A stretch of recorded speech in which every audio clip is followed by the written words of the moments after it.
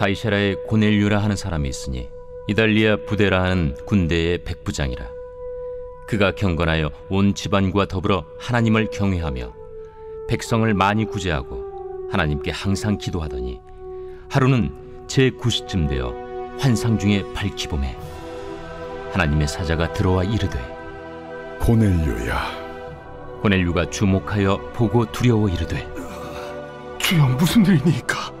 내 기도와 구제가 하나님 앞에 상달되어 기억하신 바가 되었으니 내가 지금 사람들을 요빠에 보내어 베드로라 하는 시몬을 청하라.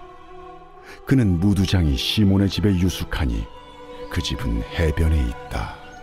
마침 말하던 천사가 떠나매 고넬료가 집안 하인들과 부하 가운데 경건한 사람 하나를 불러 이 일을 다 이루고 요빠로 보내니라. 이튿날 그들이 길을 가다가 그 성에 가까이 갔을 그때에 베드로가 기도하려고 지붕에 올라가니 그 시각은 제6시더라.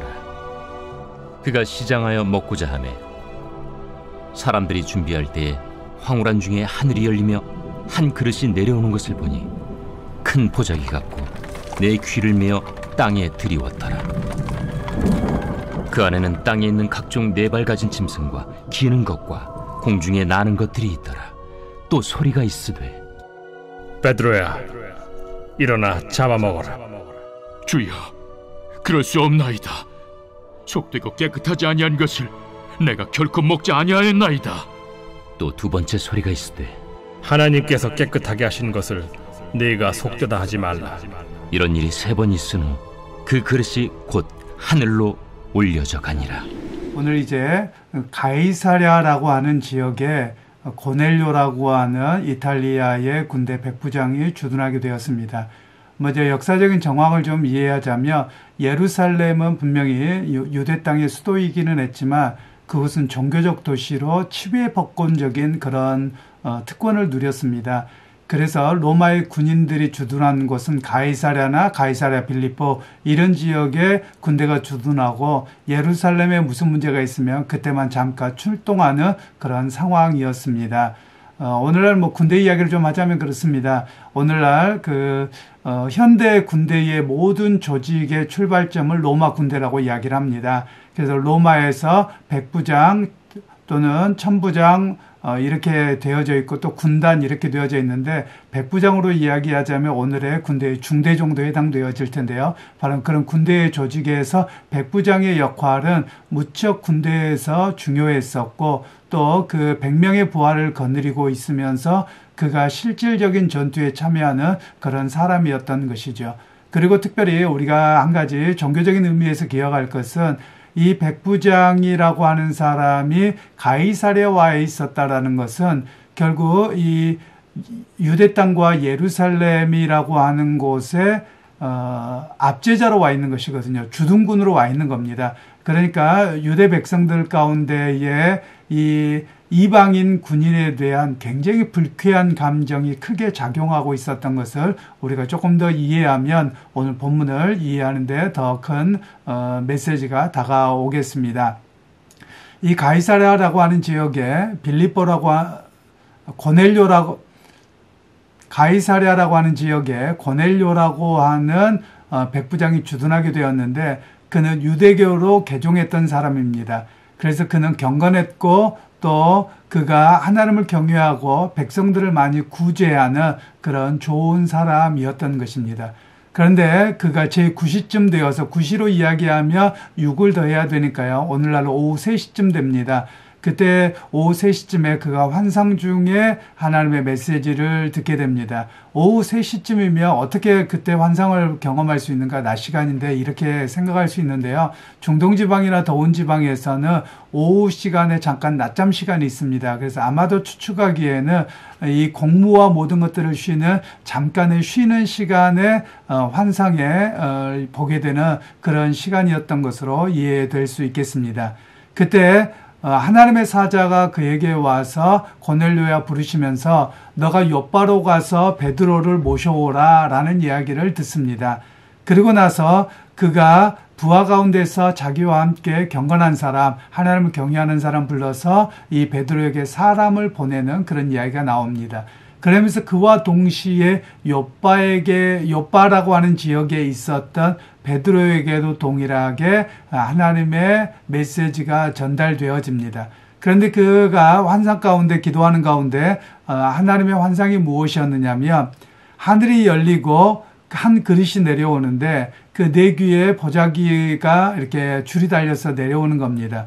그런데 거기에는 여러 가지 짐승들이 있는데 유대인들이 금하고 있었던 짐승들이 있었습니다. 그래서 그것을 잡아먹으라 했을 때 베드로가 불편해서 잡아먹지 않게 되는, 그리고 이것을 어떻게 받아들여야 되는가 하는 그런 갈등에 있었던 이야기를 들려주고 있습니다.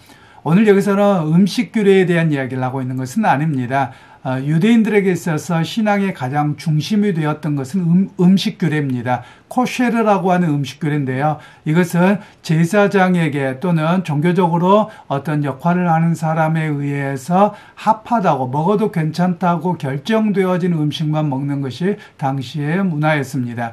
그리고 이 문화는 구약의 출애굽기와 또 레위기의 배경으로 올라가며 하나님께서 금하신 음식들이 있습니다.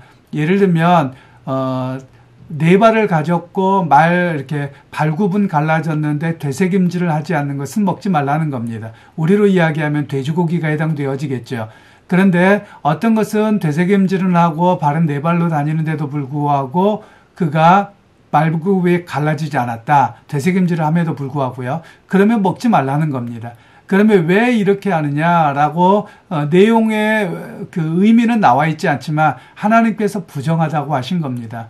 그래서 아마도 학자들은 그런 이야기를 합니다. 되새김질하는 것을 먹으라라고 하는 것은 원래 묵상이라고 하는 단어, 우리가 묵상기도 또는 하나님의 말씀을 묵상합니다라고 할 때 이 묵상하다는 단어가 원래 의미는 되새김질하다라는 것입니다. 그래서 되새김질하는 음식을 동물을 잡아먹지 않게 하므로 하나님의 말씀을 완전히 소화해서 자기 것으로 삼는 그런 교훈적 의미로 하나님께서 그렇게 하셨던 것으로 이해를 하고 있습니다. 그런데 오늘 하나님께서 이 베드로에게 말씀하시기를 한 번이 아니라 3번 똑같은 환상이 비춰지는 겁니다. 그러면서 하는 이야기가 무엇이냐면 하나님께서 거룩하다고 하는데 네가 속되다고 해서 먹지 않는 것이 올바른 일이냐라는 이야기를 오늘 하게 되어졌습니다. 그러면서 오늘 본문에서는 우리에게 한 가지를 말씀하고 있는데요.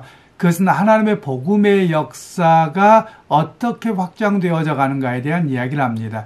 여기에 두 사람의 환상이 있었습니다. 환상에 초점이 맞춰지면 안 됩니다. 이 환상을 통해서 어떤 일이 일어났는가, 환상의 목적이 무엇인가가 중요합니다. 환상의 목적은 이방인인 고넬료, 더군다나 주둔군으로 와 있는 그 지배계급의 그 주둔군으로 와 있는 군인에게까지도 하나님의 복음의 역사가 나타났고, 그리고 피압제자였던 유대민족, 그 중에 베드로, 주님의 제자였던 베드로에게까지 이방인에게 복음의 역사가 열린다는 것을 그에게 편견을 깨뜨리고 유대인이라고 하는 그것을 뛰어넘도록 하셨던 이야기가 오늘 본문의 환상의 의미입니다. 그러면서 오늘 복음의 역사는 어떤 것이냐, 우리가 가지고 있는 전통이나 종교적 습관이나 또는 선입견, 또 때로는 편견이기도 한데요. 이것을 뛰어넘어 복음의 역사가 나타나야 됨을 오늘 성경에서는 이야기를 하고 있습니다. 오늘 복음이라고 하는 것은 어떤 것일까요?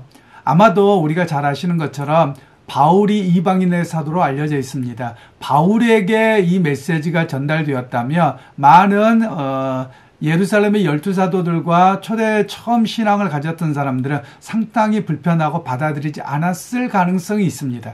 그런데 하나님께서는 제자들 가운데 가장 수사도가 되는 베드로에게 이런 일을 행하셨다라는 겁니다.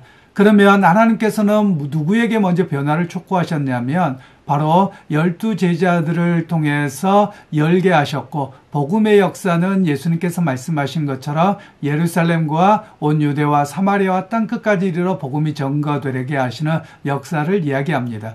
베드로는 이전까지는 유대인들과 그리고 사마리아인들 그리고 병자들에게까지는 열려 있었습니다. 귀신 들린 자에게까지는 열려 있었습니다.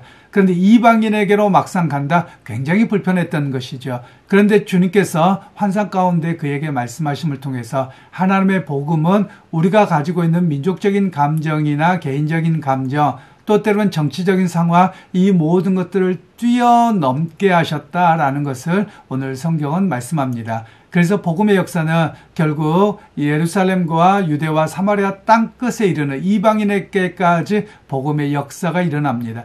여기서 땅끝이라고 이야기하는 것은 어떤 지형적인 의미만을 이야기하는 것은 아니고요. 민족에 대한 이야기입니다. 유대인들을 뛰어넘어 하나님께서는 모든 민족이 주 앞에로 돌아오게 하는 그런 복음의 역사가 일어나야 됨을 오늘 본문에서는 말씀하고 있습니다.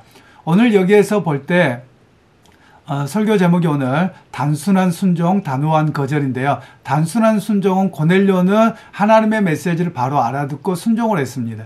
그런데 예수님의 수세자였던 사도 베드로는 오히려 단호하게 거절했었습니다. 왜 그러냐면 자기의 종교적인 편견, 유대인의 편견, 문화적 편견, 음식에 대한 규례 이런 것들이 너무 강하게 있다 보니 하나님께서 말씀하셔도 그럴 수 없다. 아마도 하나님은 그렇게 말씀하지 않으셨을 거야 라고 해서 그가 거절했던 이야기가 오늘 본문의 주가 되는 겁니다.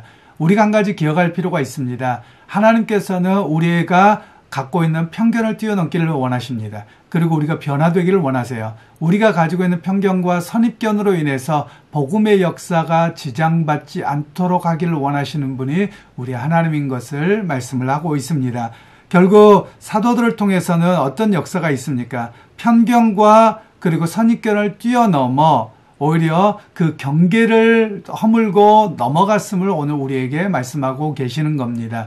여러분 오늘 우리 각자에게도 많은 편견들이 있을 것입니다. 개인적인 편견도 있을 수 있고요. 또는 우리가 남북의 대치 상황에서 북한의 지도자들에 대한 편견과 불편한 감정들이 있습니다. 그런데 제가 가끔 이야기하는 것처럼 그 사람들도 나쁜 사람들이고 심판받아야 되고 이건 민족적인 감정이고요. 일본 사람에 대한 것도 마찬가지고요.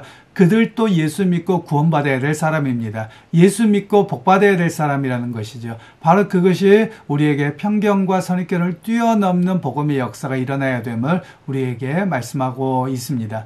오늘 여러분 우리가 혹시 여러분의 편견에 갇혀 있습니까? 선입견에 갇혀 있습니까? 전통에 갇혀져 있습니까? 아니면 여러분들이 남성이라고 여성이라고 거기에 갇혀 있다면 그것을 뛰어넘어 복음을 자유케 하고 변화케 하고 그리고 복음의 역사는 더 흘러가게 하심의 역사를 우리가 바라보아야만 할 것입니다. 그러기에 여러분 오늘 하루의 삶 속에서도 주님께서 말씀하실 때 네 주님 내가 순종하겠습니다. 흔들리지 않고 복음의 가치를 따라 살아가겠습니다. 이 고백이 바로 여러분의 고백이 되기를 소원하고 삶의 자리에서 말씀을 따라 끝없이 변화가 되고 개혁되어져가는 우리 모두가 되어지기를 소원합니다. 그래서 주님 기뻐하시는 복음에 합당한 삶으로 우리의 교회와 또 우리의 개인이 되시기를 주님의 이름으로 축원합니다. 하나님 아버지 오늘 또 이방인의 압제자였던 고넬료에게 복음이 증거되어지는 그 과정을 들었습니다. 베드로도 유대인이요 또 그는 율법을 따라 살았던 사람이어서 예수님을 알고 있음에도 불구하고 복음의 역사가 유대인을 뛰어넘어 이방인에게까지 심지어 압제자에게까지 전해져야 된다는 것을 그는 미처 깨닫지 못했었습니다. 그런데 주님께서 환상을 통해서 복음의 역사가 어떻게 확장되어져 가야 되는가를 말씀하셨고 깨닫게 하셨습니다. 하나님 오늘 우리도 한국 사람이라는 이유 때문에 또는 남자나 여자라는 이유 때문에 또 내 전통이나 또는 지역이나 학연이나 이런 것들에 갇혀 있다며 그것을 뛰어넘어 복음의 가치를 따라 살아가게 하시고 내가 만나는 많은 사람들 중에 하나님의 복음을 따라서 그들에게 전도하고 전할 수 있는 그런 믿음의 역사 또 변화의 역사가 우리 가운데 있게 하옵소서. 예수님의